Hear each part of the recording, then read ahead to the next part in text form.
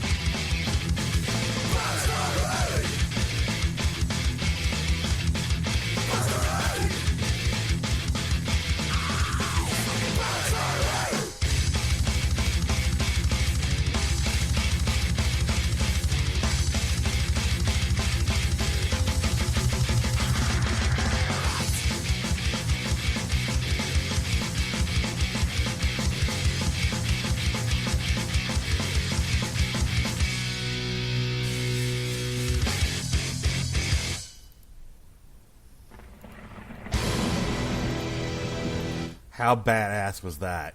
That's some good stuff right there, man. They did a great job. How old is that cover? Iron, the original Iron came out in 2004.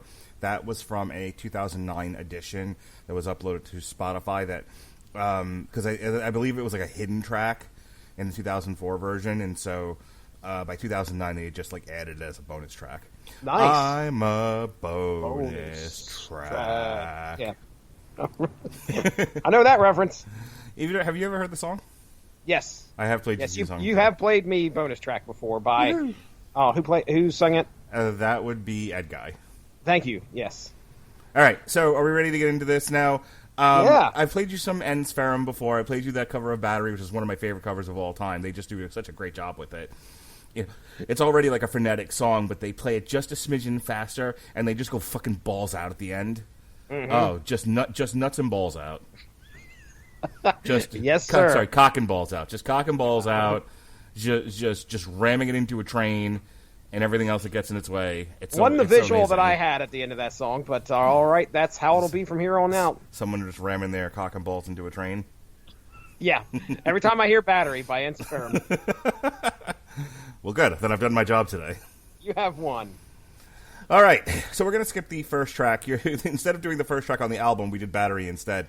But we're going to go to our first track proper, our non-instrumental track. And this is my favorite track of the whole album. I'm telling you that right now. Just go ahead. Just go ahead and throw this right on there. This is about my 3 favorite things, Jesse. Oh, yes, sir. You know what it's about? Tell me. Rum, women, God damn it, and victory. Yes.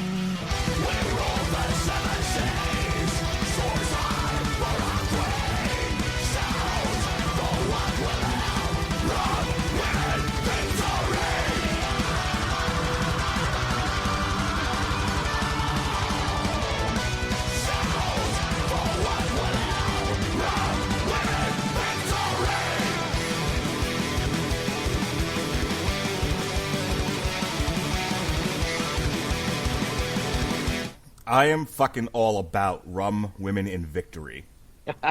That's a good one, man. That's a great one to open this thing up to. Oh, my God. Open the pit up, open your butt cheeks up, open up your pores, open up your sinuses, open up the garage door. It's all open here. Holy shit. So good. And it just goes downhill from there. Oh, really? Oh, come on now. Well, I mean, it's not a bad album. And we'll listen to the whole thing. It's just nothing. I'm too much of like a pirate metal enthusiast to be like, nothing's ever going to be better than this song. Sure.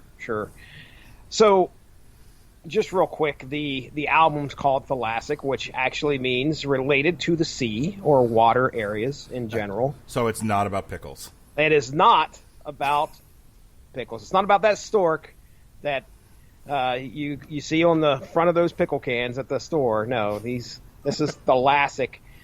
So, yeah, another joke. I know I cut you off. I remember when I was in the theaters, I saw that Steven Spielberg movie, Thalassic Park. Oh, Thalassic Park, yes. With the dinosaurs. Remember that? I do remember that, Mark Radulich. Remember that Weird Al song? Thalassic Park is frightening in the dark. Someone left the cake out in the rain, sir. Oh, someone left the cake out in the rain. So Rum Women Victory, it's funny because the first thing that came to my mind was pirate metal. Obviously, you see a song that has rum in there. Yeah, immediately it's like, oh, shit, here we go. Yeah, you'll see the trend that they're talking about here with Thalassic. So I remember, I think it was the bassist. I don't have their names in front of me, but I believe the bassist was talking about how the fans had come to him and said, man, you need to do a concept album. You need to do something like that. And they said, well... So here it is. The bassist is Sammy Hinka. Thank you. You're welcome. So he says that there's not a straight concept running through here other than the fact that every single song we're going to listen to has something to do with the sea.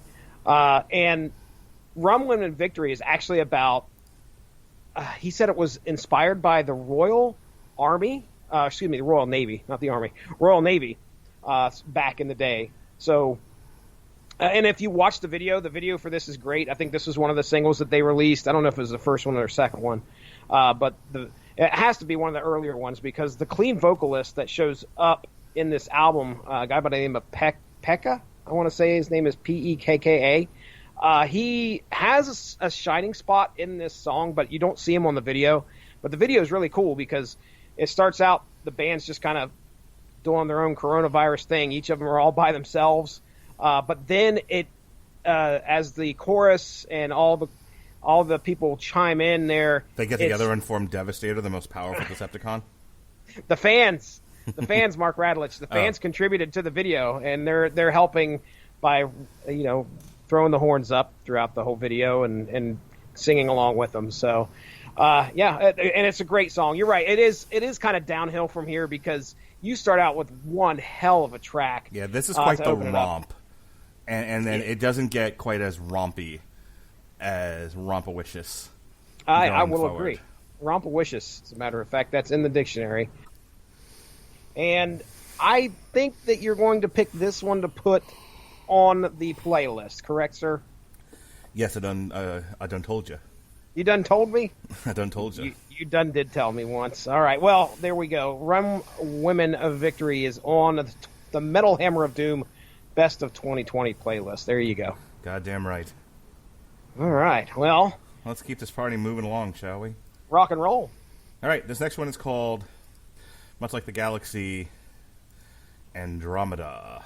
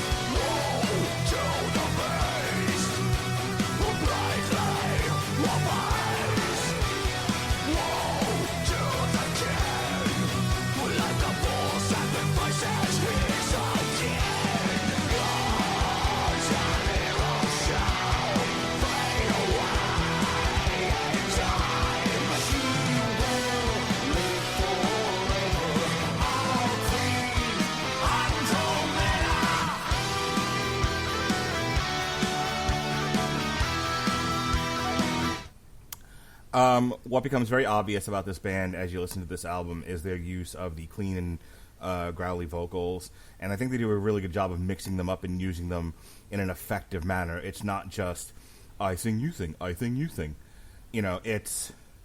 They complement the songs. So what do you think of the addition of this vocalist, Pekka? Oh my goodness, go back to your notes, Jesse. Pekka Monton is his name. So they bring him in this year, 2020, to help out with Thalassic. I mean, well, he's become part of the band now. I went back and listened to Two Paths. So I was like, I need to see what it sounded like before bringing him in. And I could tell, number one, a big difference between, like, the vocals on that one seemed, I don't want to say clumsy because it didn't come off like that, but it definitely does not sound as I guess I would say, man, I'm trying to think of the word, like as refined as Pekka's here. Because he really adds a different dynamic to this band when you compare it to the last album. It's more progressive sounding. Yeah. Just to tell you the rest of the comparison there, the two paths, there's a lot more orchestra on that album than there is here. There is a few tracks, I definitely know of two, that had a female vocalist. One of the things that oh my goodness, Hinka had said is that they brought him in and he can hit so much more than the regular vocalist, which was I think Petri, than they could usually hit ever. So and this guy, I guess when they brought him in, he was a keyboardist, and they discovered that he could do vocals too, so they put him on that, and obviously he does a fantastic job. He believes himself to be first a vocalist and then a keyboardist. But anyway, he's pulling double duty on this album, and we'll get more of him as we go through here. But yeah, I dig Andromeda, which, by the way, Mark Radulich, did you know? Andromeda? Yes, sir. How does it go there? With the help of the gods, he was successful, and with the head, which turned all that looked on it into stone, he rescued Andromeda, and later metamorphosed Polydectes and his guests. These are fun pronunciations. Hey, by the way, Thalassic makes the 1, 2, 3, 4, 5, 6, 7. This is the 8th studio album. 8th, okay. All right. Where's this band from again? Akia's from Sweden. They are from Helsinki, Finland. Yes. Yeah, Helsinki. Petri took us on oh my goodness, I hit the mic. I don't know if you could tell. Petri took us on a tour of Helsinki there on one of the YouTube videos there to kind of promote the release of this album, which was pretty fun. As you could tell, I had this on in the background today while I was working. So there you go, Mark. Andromeda. Good song, by the way. Yeah, exactly. No, it was a very good song. I mean, like I said, the whole album is good. You know, I'll give it high marks. It's just like I said, there's when you come out of the gate with a song that hits all the right buttons for me, if you don't continue to hit those buttons, like we're gonna do an album in a few weeks. It's actually from I think 2016. It's Lagerstein, All for Rum and Rum for All. We're doing it because like that same week we're also doing A Long Road to Ruin for the Pirates of the Caribbean movies. So, synergy. But the other reason was there's the one song on the entire album that I was madly in love with. And I'm like, well, now the world has to know. Not surprising, sir. Nope, I don't get obsessed much. All right, the next one on deck here is The Defense of Sampo.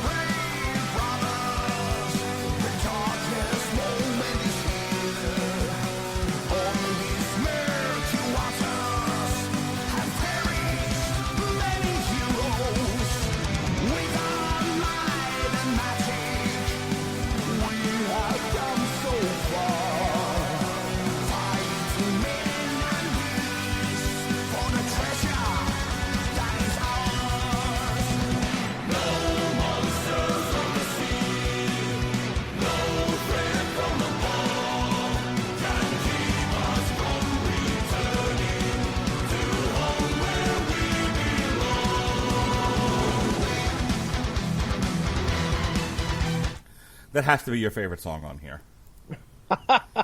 Why is that? It's very Tolkien-esque. There's a story going on. They are singing of a tale. Yeah. There's quite a few. I know you got notes of why Sampo was under duress and needed defense. So Sampo, I believe this is the song that they said was based off of the national book from Finland. So did you know that there is a book they call the National Book of Finland, which is titled I will just go ahead and butcher this, so I apologize. It's the Kalevala. What do you think would be the American national book? Now, see, you beat me to the question because I was going to ask you. And I think it's like a Cat in a Hat. Really? Like a Dr. Seuss. It's a represent. So the Kalevala represents like the greatest 19th century work of epic poetry that actually they say that it led to Finland's independence from Russia in 1917. Yeah, so that totally tracks. The Cat in the Hat. No, I honestly think like America's national book is I Can Read with My Eyes Shut. Well, oh yes, you can write a hut zut. You could get to know Foo Foo the Snoo. Foo Foo the Snoo. Yes. Oh wow. Yeah. So we're gonna need you to America. We're gonna need you to wear this mask. But if you wear this mask, you can have bars and restaurants and movie theaters and concerts. Just put this mask on. Your kids can go to school. Nope, I'm not gonna. No mask for me, sir. I'm going to have a sandwich. We're suddenly very French in this country. Oh, yes. And even the French people are wearing the masks. Yep. Oh, boy. Politics. I mean, masks. I mean, health. I mean, oh, my goodness. I mean, my kids are never leaving this house.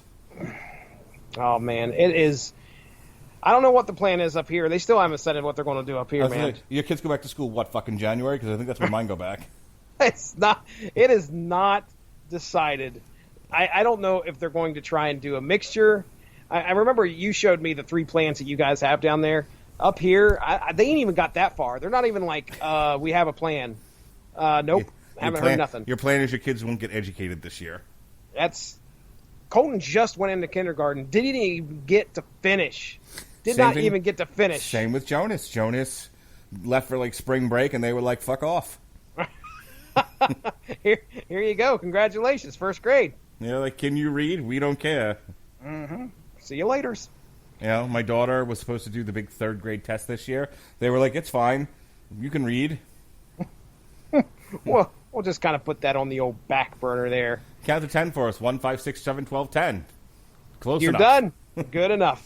Go on about it. Yeah, man, I don't know. It's just a constant state of flux anymore. You don't know what the hell's going to happen tomorrow. Next thing you know, there's going to be some kind of there'll be a new conspiracy, Mark. Do you feel like you need a social distance from your family? Like every time I see the not going back to school news, I'm like, I need to get an apartment. I came upstairs from work yesterday. Immediately, I don't drink, but I immediately grabbed a beer. I went outside. COVID-19 has drove Jesse to the bottle. I went outside and I drank a beer in silence just because I was outside of the house. And that's all you could do. I mean, it was bad. My kids were at camp today, and my wife was out doing errands, but she made sure to, she wanted to make sure that I was behaving and didn't set the house on fire, so she called me a half a dozen times. And she'll be around tomorrow. We're supposed to have a lunch date. But yeah, I don't remember the last time I was alone, Jesse. I know, man. I'm right there with you. I am right there with you. All right. So, Defense of the Sampo, no, it's not my favorite. It is also really? Yeah, I mean, it's good. It's got a neat little gallop to it, and it kind of has this, like, Western... this was never mentioned, but on anything I saw reviewing this, but it feels like it's got this, like, Western tinge to it. Yeah. When I say Western, I'm talking about, like, a spaghetti Western or something. Yeah, Go ahead. It's very progressive in folk metal-ish without the humpa sound. Because I think there's 2 kinds of folk metal. There's the folk metal that's where everything is, hobbits dancing around a fire. You know what I mean? Mm-hmm, yes. The humpa. Mm-hmm. I remember the Hoompa. That came to mind a couple times throughout here. We're going to get a real Hoompa song here in a few. Your trollish folk metal, I think, tends to be that sort of thing. And then there's the kind of folk metal that's like Tarissus, this band, some others, where it's just, there's a battle-ridden knight just yelling from the battlefield about victory. Mm-hmm. And that's kind of where the Defense of the Sampo comes from. Yeah. This is also, if you look at the cover of the album, this is a representation of some. I guess there's a great painting as well in Finland that the cover of this album is kind of an homage or shows the influence of. So all that ties together. The Are you great saying book, that there's like a national painting for Finland? I don't know if it's a national painting, but it is like one of the most revered paintings in Finland. You know what our national painting would be? You ever see? You ever see where like people will like throw paint on themselves and then have sex on a canvas? Ah, there we go. That's our national painting. That sounds unsanitary. You can learn all about Fufu the Snoo and how he rolls around naked on a canvas. All right, let's go to the next one. All right, let's hear it. All right, this is, of course, Run from the Crushing Tide.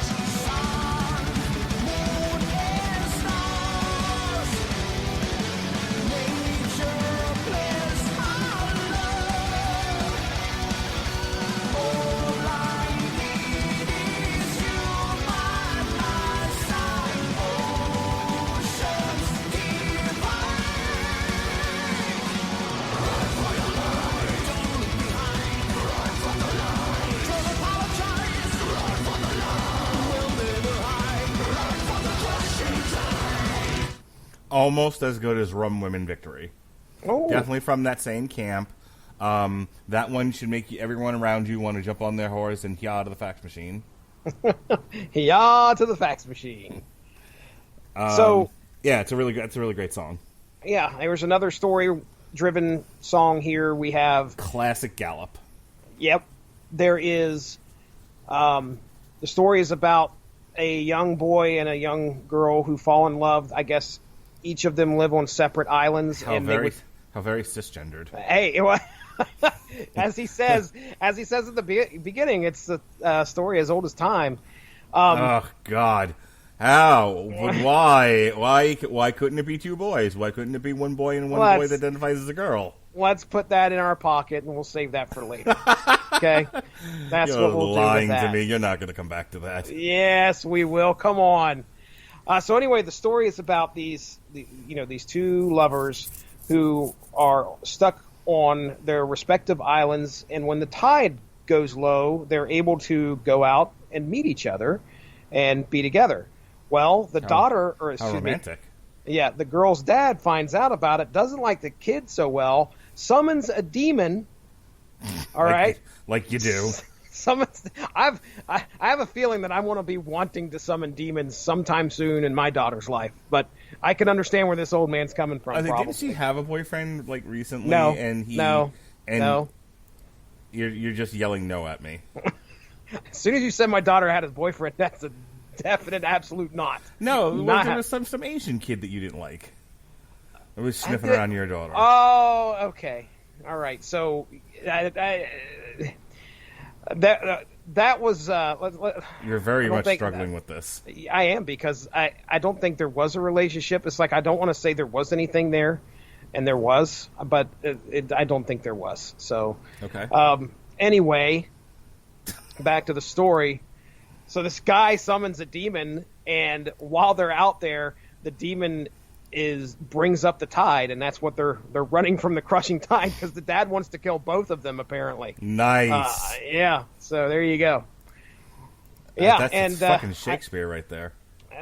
Apparently, this was a story that he said he looked it up on the internet and couldn't find anything, but it was a French love story that somebody had told him about. So there you go. That's where that comes from. It's a good one. Now, this next one we're getting ready to get into, you have to be prepared a little bit, because we're going to do a little bit of comparison to the one I sent you earlier today. Well, wake me up before you go, and we'll talk all about it. Okay. Wake me up before you go, 'cause I'm planning on going solo.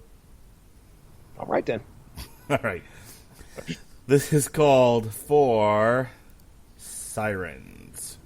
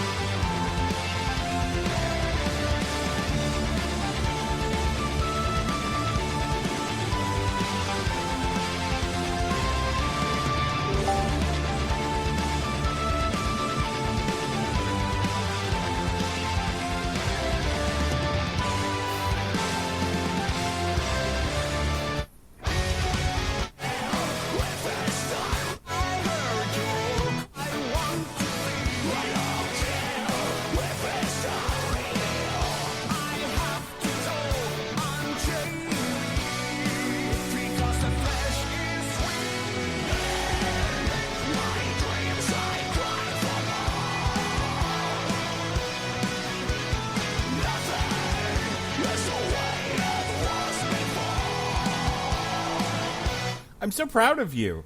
I mean, not as proud as my son for dancing to Beer, Steers, and Queers. Okay. But I'm so proud of you that you've now picked up my ear, because I totally heard it after you said it. Yeah, you can hear it's. Yep, it's in both those songs. There is a couple reviews that I was reading where they mention Amorphous a couple times, but they didn't specifically say, "Hey, listen to this song," and then listen to this song. So I'm listening to this today, and I'm like, this is an Amorphous song. I mean, it almost, I swear that same beat is in something, and it's off of that most recent album that we listened to, which was The Bee or something. I can't remember what it's called. Was that the one that I got myself in trouble for because I completely just shit all over it? It's a very good possibility. Where people, Amorphous fans were like, what the fuck, man? It is a very good possibility. It was one of those where I was just like sleepwalking through that review. Amorphous's message... That was the fart episode. Was that... Yeah, I ripped ass on that, and that's all I would want to talk about for like the next hour. And someone wrote us and was like, I hate you for this." All right, you can continue now. Well, as Amorphous' message in the Amber is what we just listened to and compared to For Sirens. By did you just do that again? No, that was my squeaky chair. Thank you very much. I'll ask you not to stare. Oh man. So anyway, by the way, For Sirens, my favorite one off this album. Oh, wow. I had it was up there. It was up there with Rum Women Victory. I knew I wouldn't be able to take that from you, so I'm going with For Sirens. It is going to go on the list. Yeah, it had a very folk metal feel to it. I definitely heard what you were talking about with From the Amber. Now, yes, I mean, look, all of these have been solid. I don't have any like major complaints. It's short enough that it doesn't get samey. Yes, that is important. Yeah, Important. like I have to. I might give them a higher grade than normal just because of the amount of restraint they used in this album. Yeah, we're only talking. It's I was going to say 9 songs, right? 43 it's not like minutes, 15 fucking tracks, and they're all 12 minutes long. Like some of those bands, I just want to punch them in the throat for that shit. Yeah, this is one of the bands that I was worried we were going to run into that. Right. This album, and it's not like they had a history of it. Like I was looking at Two Paths. I mean, Two Paths was short enough. It was 53 minutes, but that's including 2, I think, alternate versions that were about 7 minutes total. So that's still right around 40. What did that be? 46 minutes. So it's not much longer than what we've got here. But regardless, this is a genre, I guess, that could get to where it can get samey. Yeah. Just after hearing it over and over. This genre can definitely get up its own ass. Mm-hmm. It can get too samey. It can get too long. And so when restraint is used, I have to call it out and say, good fucking job. Thank you. I feel like they listen to us. I agree. I mean, you got to think, one of these songs is, the last song's 8 minutes and 41 seconds long. So, but you can afford to do once. Exactly. I'm not going to complain when it's the last song on the album. Right. Plus, it's supposedly the third part of a trilogy that's run through different albums of theirs. Yeah, they've got to end it somehow. Cold Northland, otherwise known as Voldemort Port 3. Voldemort found my nose. All right, you ready for the next one? Let's hear it. All right, this is One with the Sea.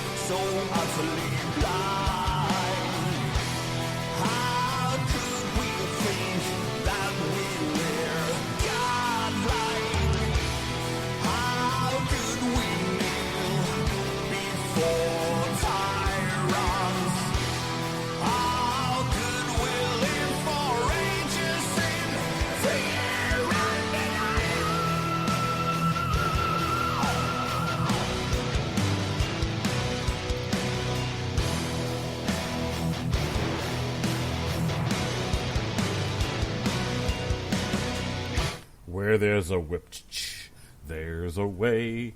Where there's a whip, there's a way. We don't. We're gonna march all day, all day, all day. Where there's a whip, there's a way. Ha-cha. All right, that is from The Rankin and Bass. Now I'm gonna have nightmares. Rankin and Bass, Return of the King. Man, it's so funny because ran into Justin Thomas. You may remember Justin Thomas. He's been on a few source materials. Yeah, he's the Deadpool fanatic. You got it. So he hands me a bunch of VHS tapes. He had heard that I was putting over a bunch of VHS tapes that my mom had, and he went to the Goodwill. And by my side right now, I have the Rankin and Bass, The Hobbit. Oh, good. And the Rankin and Bass, Return of the King. Hey, watch those with your kids. Never sleep again. I would never want to do that. Can you look at the artwork and tell me that's not gross? Trust me, I was looking at it. I was like, "Holy crap!" Do you now understand why I freak out? Why as a kid I was like, "Nope, can't do it." Return of the King. The adventure continues. These are the same fuckers that did The Last Unicorn. Jeez, look at those eyes. I mean, they're all like horrible. It's fucking nightmare fuel, isn't it? Oh, and when the orcs talk and there's spit in their mouth, blah. Poor Mark. An animator has scarred you for life. Rankin and Bass. These are the people that traumatized my childhood. Oh man. All right. What does the Angry Metal Guy think? Angry Metal Guy. So I read the Angry Metal Guy review, and it's funny because let's see, what's the name of our Dr. Worm? It's not spelled right, but it's WVRM. Right. And here we have somebody who immediately made the same assumption that I did, which was pirate metal.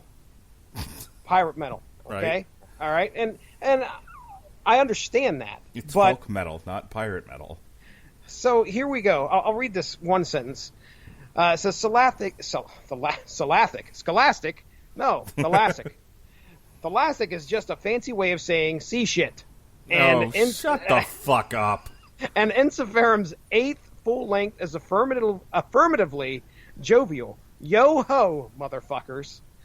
And there was another great sentence ending here where he was. Oh yeah, here you go. Well, I think this is the last sentence of the review. So I'll read the last paragraph.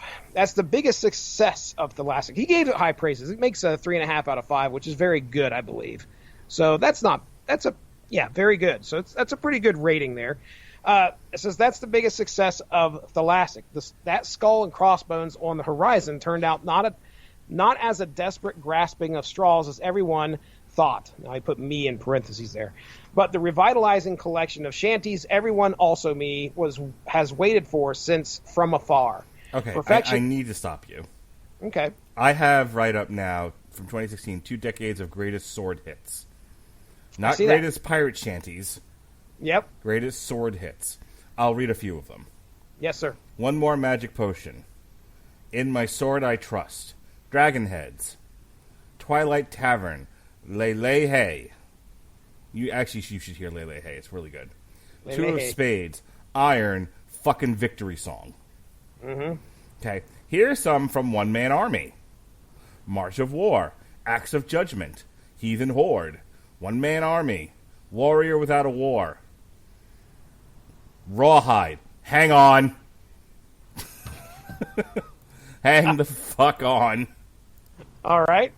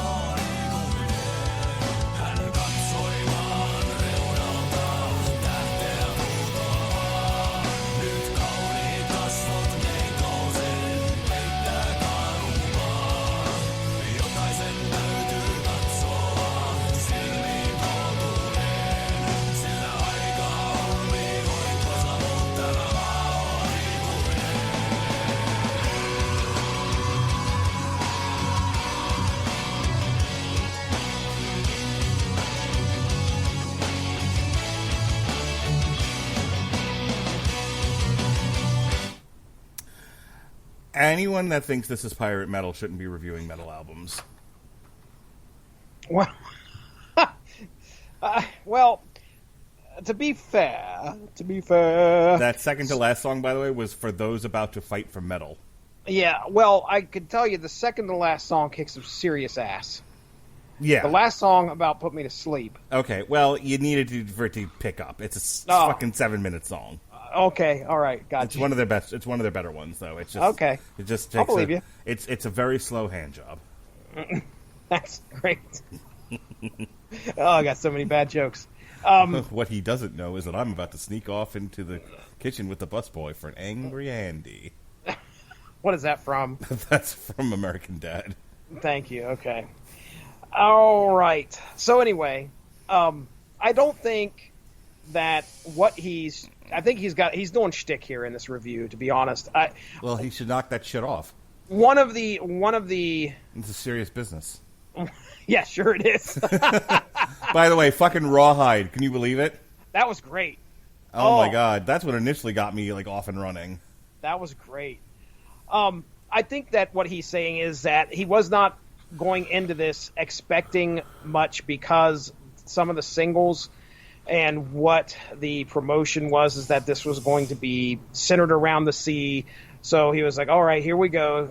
Ensiferum's hopping on the pirate metal bandwagon. Yeah, they released 2 singles. One was Andromeda, and the other one was Rum Women Victory. Yeah, when you see... But that's but you should not just judge it based on one single. That's fine. So he jumps into... there's a lot of pirate puns throughout the whole fucking review anyway. So, oh, my God. That's stuff that I can respect. I don't wish death on people, but if someone were to throw him over a pinball machine, I would... Big Worm. I mean, Dr. Worm. We're sorry. Hello, Big Perm. I mean, Big Perm. I mean, Big Worm. Yeah. Anyway, so he gives it... I mean, like I said, he gave it a 3.5 out of 5, which is very good. And...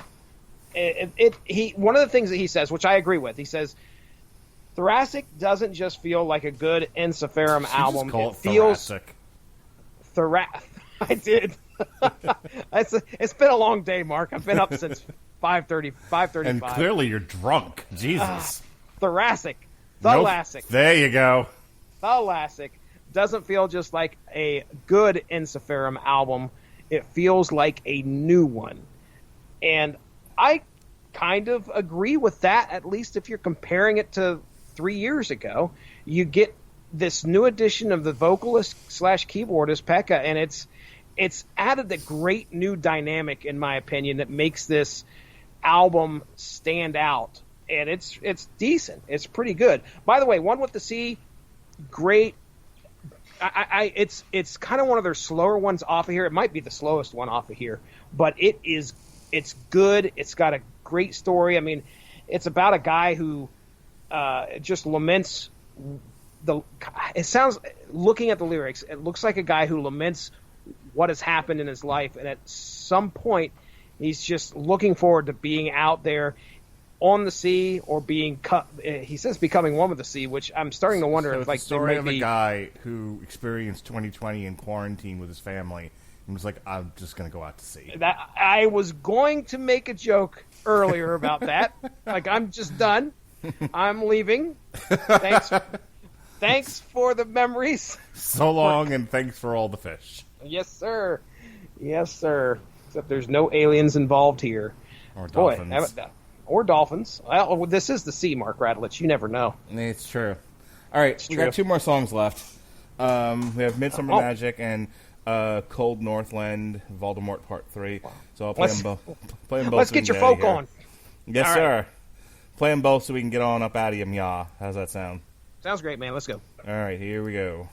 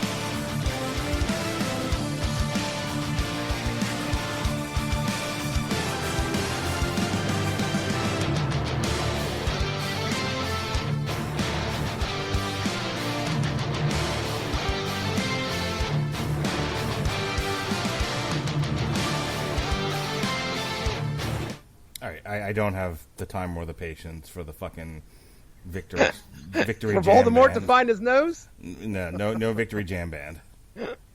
All right, then. A. I'm gonna give it a solid A.